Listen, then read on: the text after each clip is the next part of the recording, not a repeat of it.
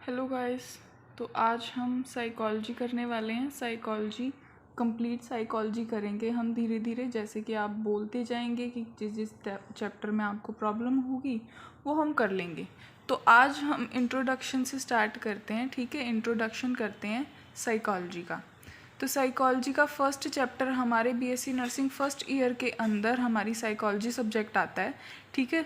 और उसके अंदर फर्स्ट जो अपना चैप्टर है वो है इंट्रोडक्शन टू साइकोलॉजी, कि साइकोलॉजी होता क्या है, ठीक है।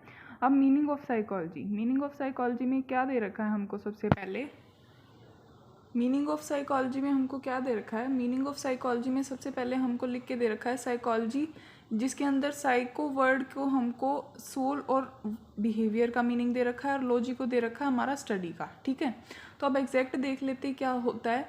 अब रिसेंट क्या हुआ था कि रिसेंटली हम एज स्टडी ऑफ बिहेवियर बोल देते हैं साइकोलॉजी को, लेकिन पास्ट में हमारा क्या होता है, हिस्ट्री में हमारा क्या था कि साइकोलॉजी के लिए ना बहुत सारे टर्म्स आए थे, जैसे स्टडी ऑफ सोल, जैसे स्टडी ऑफ माइंड, देन आया था अपना स्टडी ऑफ बिहेवियर और सोल, ठीक है। स्टडी ऑफ बिहेवियर और सोल। तो आज के टाइम पे हमको साइकोलॉजी की अगर डेफिनेशन देनी पड़े तो हम क्या बोलते हैं? Psychology is the study of behaviour. Psychology is the study of behaviour, study of behaviour. Then हमारे कुछ डेफिनेशंस आ जाते हैं साइकोलॉजी के, वो देख लेते हैं। First is psychology is the science of human behaviour and mental processes. इसका मतलब है कि हमारी साइकोलॉजी एक ऐसी साइंटिफिक स्टडी है जिसके अंदर हम ह्यूमन बिहेवियर और मेंटल प्रोसेसेस जो हैं हमारे माइंड के अंदर चलती हैं या ह्यूमन के माइंड के अंदर, ब्रेन के अंदर चलती हैं, ठीक है। जो मेंटल प्रोसेसेस होती हैं जैसे कि थिंकिंग, इमेजिनिंग, परसीविंग, ये आती है अपनी मेंटल प्रोसेसेस, ठीक है। अब जो इंसान मेंटल प्रोसेसेस परफॉर्म करता है, ठीक है, मेंटल प्रोसेसेस परफॉर्म करता है, जिस इंसान का ह्यूमन बिहेवियर बिल्कुल नॉर्मल है, उस बिहेवियर का हमको स्टडी करना होता है साइकोलॉजी के अंदर। मेनली क्या होता है साइकोलॉजी के अंदर, हम सामने वाले का माइंड रीड करते हैं, उसके थॉट्स को रीड करते हैं, उसके थॉट्स को अज्यूम करते हैं कि हाँ मे बी इसके दिमाग में ये चीज़ चल रही है।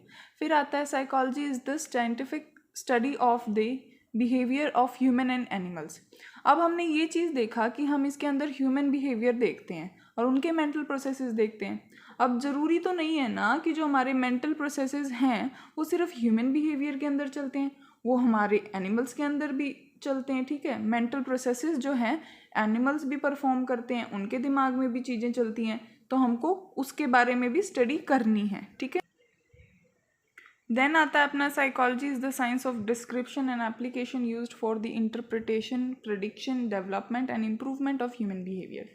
अब साइकोलॉजी एक ऐसी साइंस है जिसके अंदर डिस्क्रिप्शन भी होता है और एप्लीकेशन भी होता है, उसके प्रिंसिपल का, थ्योरीज का, जो उसके रूल्स हैं, रेगुलेशंस हैं उनका।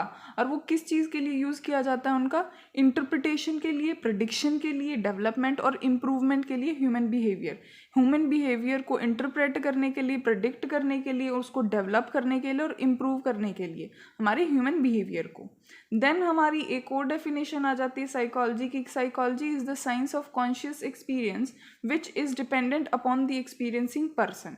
अब हमारी साइकोलॉजी यहाँ पे एक ऐसा साइंस दे दिया है जहाँ पे एक कॉन्शियस इंसान जो उस चीज़ को एक्सपीरियंस कर रहा है, ठीक है, एक कॉन्शियस एक्सपीरियंस करेगा। अब कॉन्शियस का मतलब हमारे लिए क्या होता है? कॉन्शियस मीन्स कि होशो हवास में रहना, होश में कोई चीज़ करना, कोई चीज़ परफॉर्म करना पूरे होशो हवास के अंदर, ठीक है। तो वो चीज़ आती है हमारे कॉन्शियस माइंड के अंदर। तो कॉन्शियस एक्सपीरियंस डिपेंडेंट करता है किस पे? एक्सपीरियंसिंग पर्सन पे, कि वो उसको कैसे एक्सपीरियंस कर रहा है। अब हर एक इंसान हर एक चीज़ को डिफरेंटली एक्सपीरियंस करता है। मैं उस चीज़ को डिफरेंटली एक्सपीरियंस करूँगी, आप उस चीज़ को डिफरेंटली एक्सपीरियंस करोगे। तो साइकोलॉजी का क्या मतलब होता है कि आपके माइंड में उस चीज़ का कैसा प्रिडिक्शन आया है, कैसा परसीविंग आया है, क्या परसीव किया है आपने, ठीक है, वो आपके एक्सपीरियंस पे डिपेंड करता है। मे बी एक चीज़ को लेके आपका एक्सपीरियंस अच्छा हो और मेरा एक्सपीरियंस अच्छा ना हो, ठीक है। तो ये सब आता है अपना साइकोलॉजी के अंदर। इसके बाद अपना नेक्स्ट टॉपिक आता है ह्यूमन बिहेवियर। इसके अंदर हम जो ह्यूमन बिहेवियर है उसको करने वाले हैं, क्योंकि हमने जो अपना साइकोलॉजी है उसकी डेफिनेशन में क्या किया कि हमने हर एक डेफिनेशन में ये देखा कि हम ह्यूमन बिहेवियर को स्टडी करेंगे, ह्यूमन बिहेवियर को स्टडी करेंगे। तो अब ये देख लेते हैं कि ह्यूमन बिहेवियर में आती क्या क्या चीज़ें। The term human behavior is taken in its totality, connecting a wide comprehensive meaning as detailed. Any manifestation of life is activity, says Woodworth. Woodworth ने क्या बोला कि लाइफ के अंदर कोई भी एक्टिविटी परफॉर्म करते हैं, मैनिफेस्ट करते हैं, ठीक है। अब ये है कि हमारी लाइफ में हम कितनी हज़ारों एक्टिविटीज़ परफॉर्म करते हैं, लाखों हज़ारों कह सकते हो कि बहुत सारी एक्टिविटीज़ हम परफॉर्म करते हैं, ठीक है। ये बोला है वुडवर्थ ने।